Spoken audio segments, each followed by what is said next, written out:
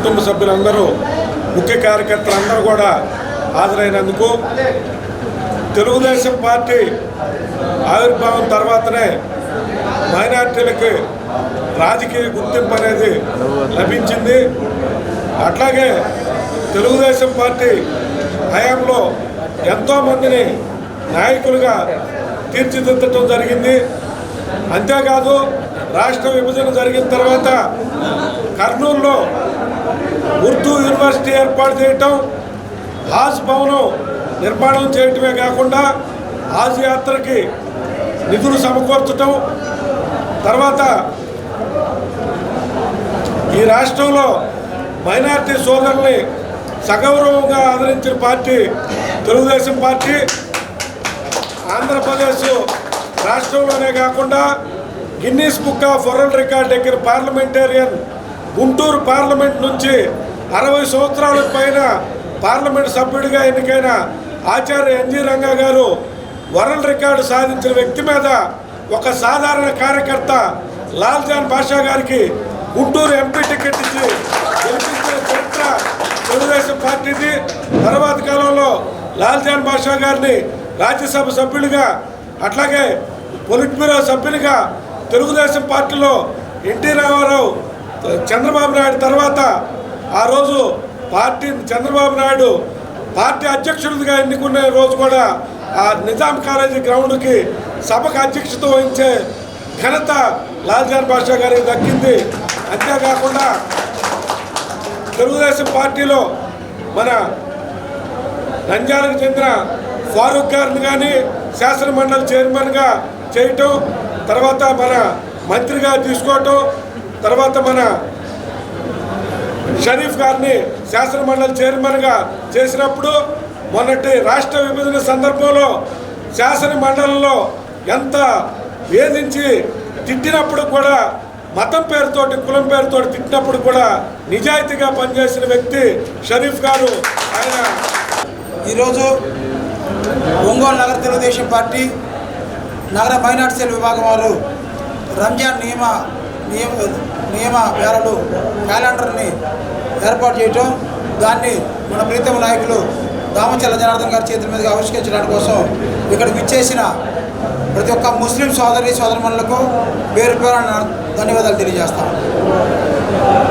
ఒకటైతే చాలా ప్రస్పష్టంగా కనపడతా ఉంది, దామచల్ల జనార్దన్ గారి గెలుపు అనేది ఇక్కడ ఇచ్చేసిన ముస్లిం సోదరులు, ఎంతమంది ముస్లిం సోదరులు వీళ్ళందరూ కూడా ఎవరో ఆ నిమిషానికి పిలిస్తే వచ్చేవాళ్ళు కాకుండా పార్టీలో క్రియాశీలకంగా పనిచేసే సోదరులు ఇక్కడికి ఎంతమంది ముస్లిం సోదరులు ఇచ్చేశారంటే దామచల్ల జనార్దన్ గారి గెలుపు నాంది ఎక్కడి నుంచే మొదలైతే అందరూ కలిసికట్టుగా మా ముస్లిం సోదరులందరూ ఏకతాటి పైన ఉంటారు. గ్యారంటీగా దామచల్ల జనార్దన్ గారి గెలుపు కోసం వీళ్ళు ప్రాణాలైనా పడంగా పెట్టి పోరాడతారని చెప్పని మీ ద్వారా మీడియా ద్వారా అవతల ఎవరైతే ఈ ప్రయత్నాలు చేశారో చెప్తా ఉన్నాం. ముస్లింలు అంటే ధైర్యానికి, త్యాగానికి ప్రతీకలు. అలాంటి ముస్లిం సోదరులు ఈ రోజున తెలుగుదేశం పార్టీ పట్ల ఎంత కసిగా ఉన్నారంటే వీళ్ళు చేసే పనే రేపు పొద్దున దామచల్ల జనార్దన్ గారికి గెలుపుకి శ్రీకారం అని చెప్పని తెలియజేసుకుంటూ మరొకసారి ఇక్కడికి వచ్చేసిన ముస్లిం సోదరులకి మరియు నగర మైనార్టీ సెల్ కమిటీ వారికి నా ధన్యవాదాలు తెలియజేస్తాను. పవిత్రమైన రంజాన్ మాసం ఈ నెల 12వ తేదీ నుంచి ప్రారంభమవుతుంది. ముస్లిం సోదరులకు రంజాన్ మాసం అంటే ఎంతో పవిత్రమైనది. ఆ రంజాన్ మాసానికి సంబంధించిన క్యాలెండర్ అంటే కాలమాన పట్టికను ఈరోజు గౌరవనీయులు మాజీ శాసనసభ్యులు రాష్ట్ర తెలుగుదేశం పార్టీ ఉపాధ్యక్షులు దామచల్ల జనార్దన్ రావు గారి చేతుల మీదుగా నగరంలోని తెలుగుదేశం పార్టీ ముస్లిమ్స్ కార్యకర్తలందరూ జనార్దన్ గారి చేతుల మీదుగా ఆవిష్కరణ చేయబడుతుంది. ముఖ్యంగా ప్రతి ఒక్కరూ ఈ రంజాన్ నెలలో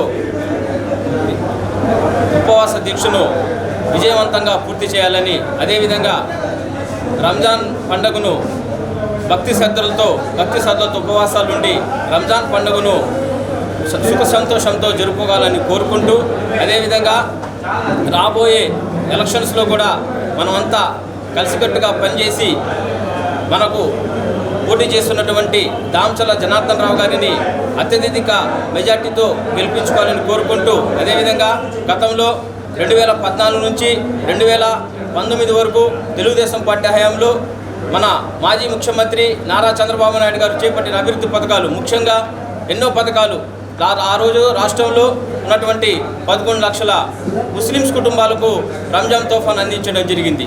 దేశంలోనే 28 రాష్ట్రాలుంటే ఎక్కడా లేని విధంగా ఒక్క మౌజన్లకు, ఇమాములకు జీతవత్యాలు ఇచ్చిన ఘనత ఒక్క చంద్రబాబు నాయుడికి దక్కిందని, మాకు రాష్ట్ర ప్రభుత్వానికి దక్కిందని మనం గర్వంగా తెలియజేయాల్సిన అవసరం ఉంది. అందరికీ అస్సలాము అలైకుం.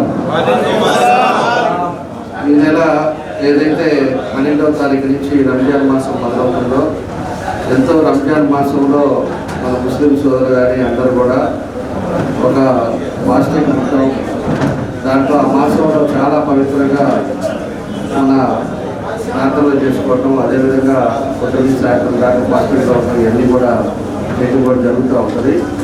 కాబట్టి దానికి ఏదైతే మనకి రంజాన్ మనకి సంబంధించినటువంటి ఈరోజు టైమింగ్స్ ఏదైతే ఉందో దాని క్యాలెండర్ కూడా మనం ఆవిష్కరించుకున్నాం.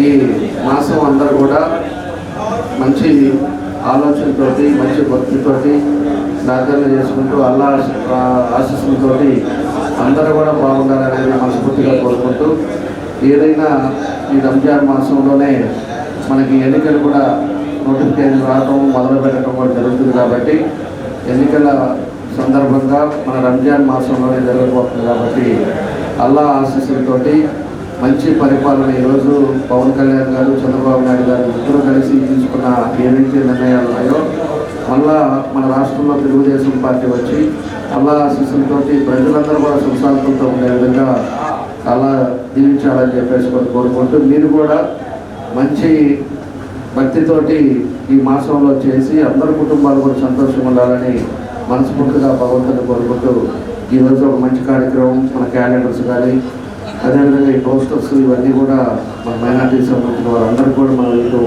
చాలా సంతోషం అని చెప్పేసి కూడా తెలియజేస్తూ, మీ అందరికీ నా శుభాకాంక్షలు తెలియజేస్తూ సెలవు చేసుకుంటున్నాను. పవిత్రమైన రంజాన్ మాస శుభాకాంక్షలు.